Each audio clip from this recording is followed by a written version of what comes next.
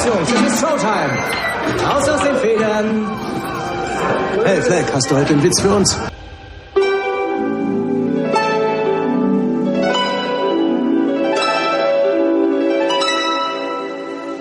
What the world needs now is a love, sweet love.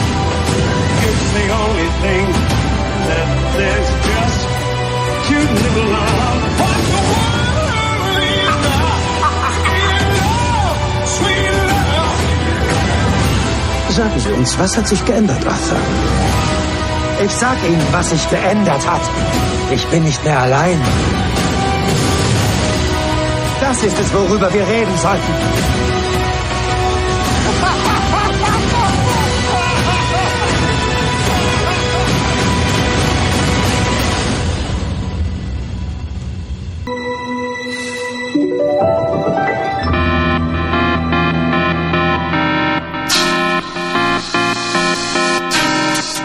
Hello and welcome to the Super 70 Podcast, episode 36.2, Madness for Two.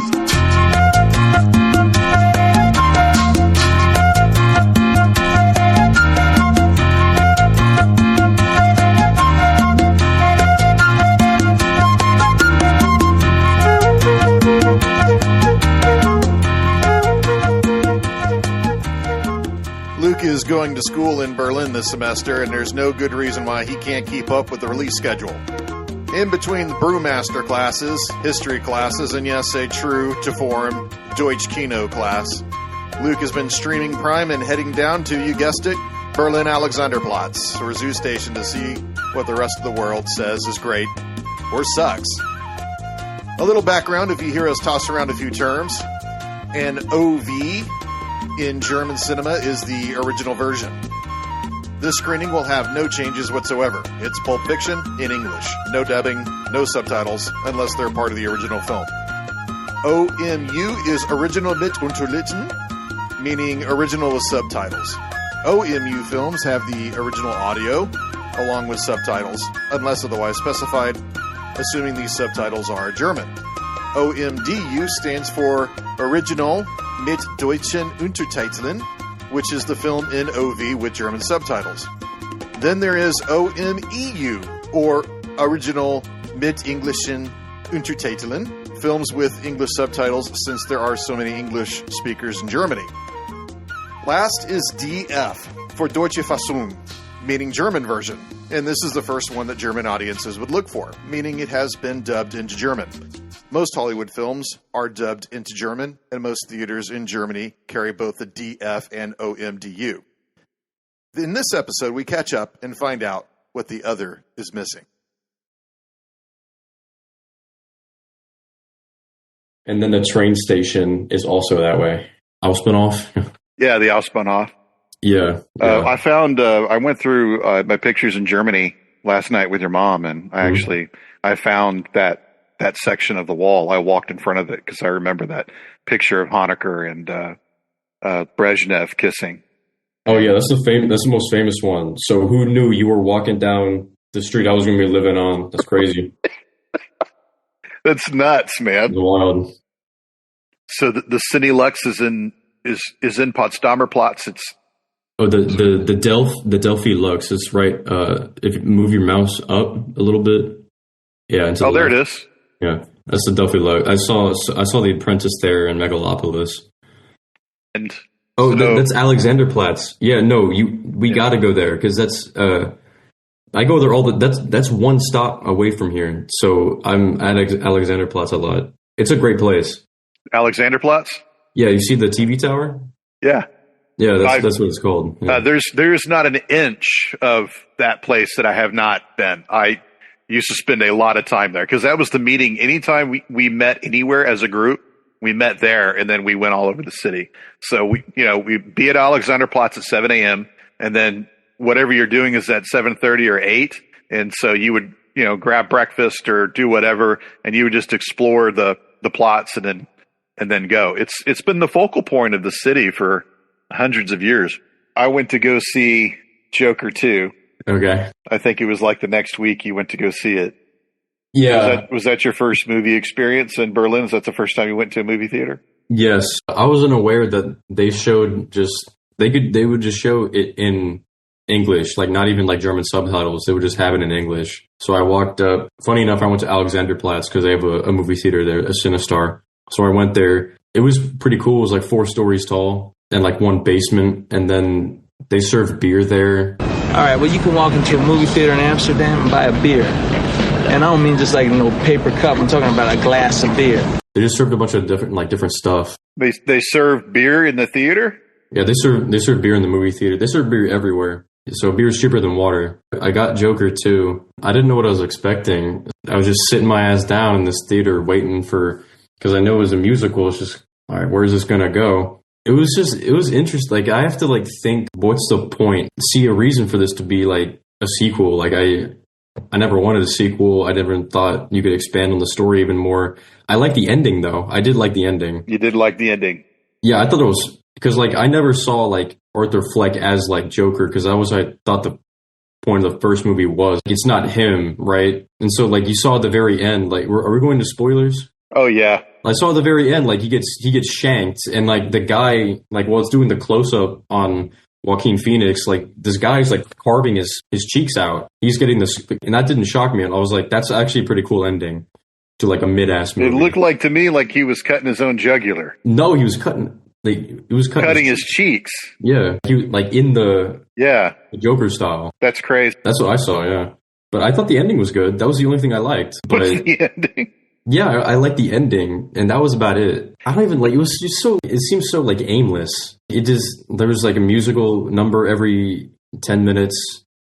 They weren't that great. It's not horrible. I didn't think the movie was bad. I thought it was like a 5 out of 10. But it was just like disappointment on top of the first one, you know? Yeah, well, the first one was so well done. Well, I should say it was the story. I just didn't even know what to think watching it. Felt like a forced sequel. Like, what did you think? Like, I'm pretty sure you have more to say about it. Any movie that makes $1 billion is going to have a sequel. Yeah, that's true. That's the first thing. The second thing is people have been complaining about 10 years now about how fan service is overboard.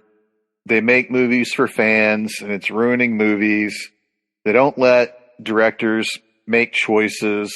They don't let the auteurs do anything that they want. And here you have a director taking really bold decisions in a comic book movie per se, I guess, maybe not, since he may or may not be the Joker.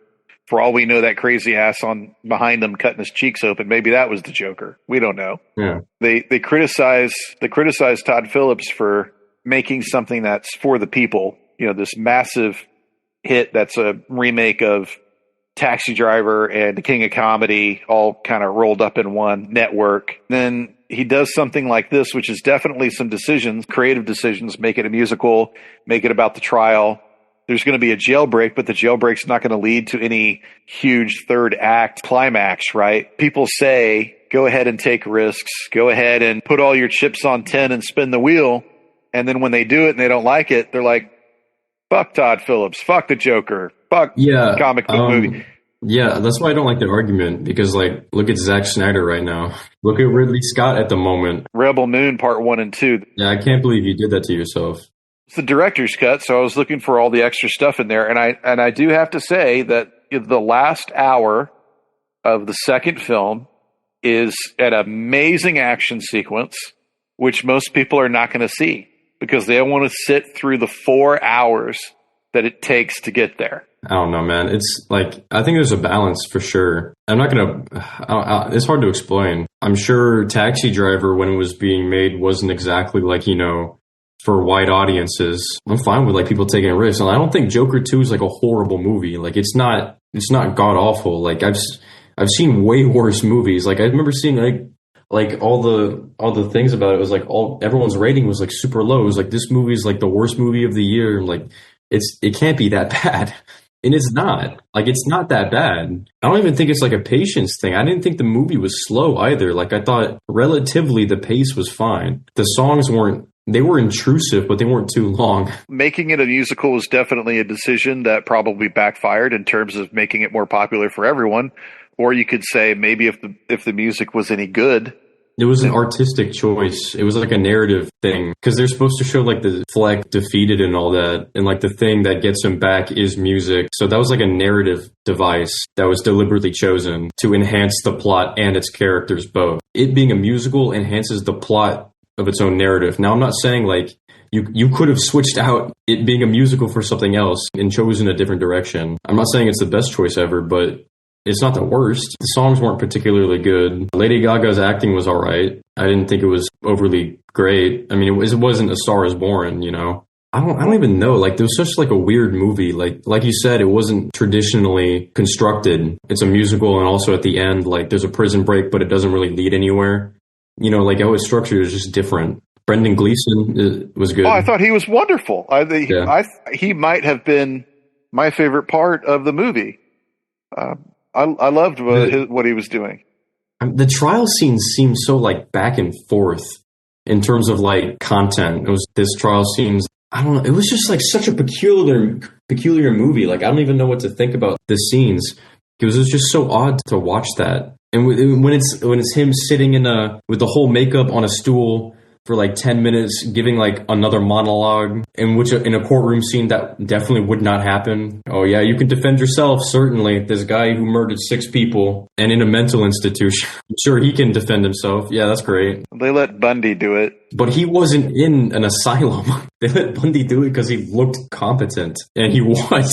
Crazy thing. He was a competent serial killer. Yeah. I wouldn't go, like, this movie, I don't think ruins the first one. It's very hard for a sequel to ruin the first movie. I heard some people say like the message of the first movie was basically like shit on by the second. I didn't really get that, I guess. Well, it's because he's in order to get out of jail, he basically lies in the middle of the courtroom and says, you know, I regret everything that I did and I'm showing remorse and blah blah blah and I mean, to be honest with you, I mean, what my big takeaway from it, now this is a stretch, so just prepare yourself, grab your armchair arms and just hold on. The trial is about the Joker's murder of four or five people and how he basically doesn't regret any of it.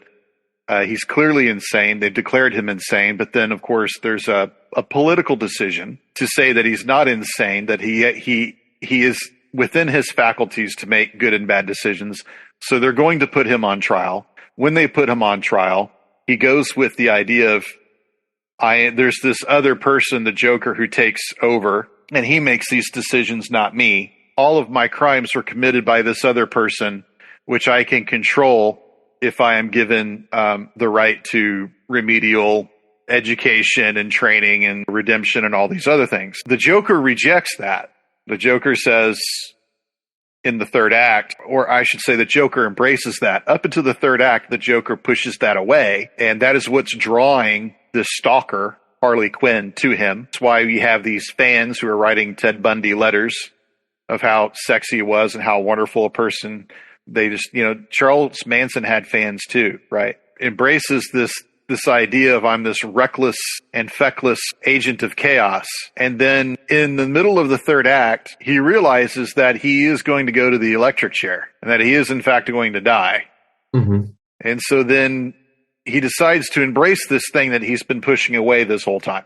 And when he does that, it costs him Harley. It costs him a large part of his fan base. It costs him this huge fame and personality that he's been achieving as, quote unquote, the Joker. And I think that this is a stretch, but this is kind of a commentary on what's going on with January 6th. It's like all these people who went to the Capitol and were so proud to be there, so proud to break the law, so proud to take a shit on Nancy Pelosi's desk and steal crap out of Susan Collins' desk in the middle of the Senate, smear feces on the walls and beat the shit out of 200 plus cops, kill 3 of them eventually, and watch a woman get murdered. And then the day after it's happened, the Justice Department says, we know who you are, and we know where you are, we know where you live, and we're coming to get you. And that's when they start deleting all their social media posts. They start getting fired from their jobs. Then as soon as they start getting charged, there's something like 1,700 of these people, and over half of them have pled guilty. Half of them have pled guilty. And here you have the former president of the United States saying these people are innocent. Well, how can they fucking be innocent if they're pleading guilty? That's one question. The second question is the ones that aren't pleading guilty, they're actually fighting it out in court. They're actually saying, in Guy Reffert's case, a dude from Austin, Texas, I'm actually part of the Second American Revolution. I had every right to go to a Capitol, which is a house that I paid for and I belong in because I'm a citizen of the United States. And I had every right to bring a gun into Washington, D.C., which nobody has the right to take a firearm into Washington, D.C. at all. Not even to a hotel room or the back of their car, and much less on their person on Capitol grounds. Guy Refert and a lot of people like him, what is their defense? Trump won the 2020 election. It was stolen. I was only trying to deliver to him that which was stolen from him. So therefore, you can't put me in prison because I am part of a legitimate revolution that's trying to reinforce what the Constitution was all about. That's their point of view. A lot of those guys made it down that road, and they had a trial. And then they were looking at really looking at spending the next 6 to 18 years in jail. And they decided, you know what? My ideology is not that important to me. So they took a plea deal, pled guilty, apologized to the court, and instead of spending 6 years, they spent 3. Or instead of 3, a year and a half. Instead of a year and a half, some of them spent 90 days of time served. A lot of those guys that were looking at 30 years, they got 15. And the guys who said no, those are the guys that are in there for like 30 years for insurrection against the U.S. government. Those are the guys that are toast. When I saw what the Joker did, the Joker was going along that path like, yes, yes, yes, yes, yes. And then he started to realize, holy shit, they're going to fry my ass. Then he says, okay, you know what? No, I'm not this guy that you're all. There's no other guy. I take responsibility for my actions. And he's throwing himself upon the mercy of the court, changing his mind halfway. And he's trying to get out of it. He's trying to weasel out of it. But as evidenced by the ending in Joker 2, there's no weaseling out of it. He's in prison and he gets shanked and he bleeds to death on the floor of the prison. I know that's a stretch, but these assholes who thought it was okay to beat up cops and hit them in the face with pepper spray, or in one case, throwed a cop with a shield that he took from the cop, or hitting a cop in the head with a fire extinguisher, these law and order Republicans that we have causing a riot, you think a lot of them are perfectly okay with that until they had to face the music, until they had to look at 30 years. And then all of a sudden they're like, yeah, you know what? This is not worth it. My ideology is not worth it. And I think that's kind of what I see in Joker 2. This is the part of the Zoom call where Luke's eyes get real wide and he tries not to roll them. He's looking at the chair and he's looking at living his life as a Joker, and he's like, yeah, fuck the Joker. I don't want to live that way. I want out. Or at least I want to live the rest of my life, at least in a cell where Brendan Gleeson can be somewhat nice to me by passing me cigarettes and patting me on the back and saying, good boy. I think I'll take my pill every day, is what I see. Now, could be just complete bullshit. It could be completely off. I have no proof of that. But that's what I thought when I saw it. Because why else would he change his mind? Why would he refuse all that notoriety if he were really the Joker, like you were saying? Maybe he's not the Joker. But if he really were the Joker and he was looking at the chair, wouldn't the Joker take the chair? Yeah, the real one, I think. Yeah, the real Joker would take the chair. Arthur Fleck won't take the chair. Well, yeah, that's why I never thought of him as the Joker. Like, even when I first saw the movie, I didn't think of that. So these true revolutionaries, they're not revolutionaries. They are common fucking thugs and criminals, and they belong in jail where we put revolutionaries in this country. That's what I saw in Joker 2. I realize I think it's a bit of a stretch. Bit of a stretch. Yeah, just a little.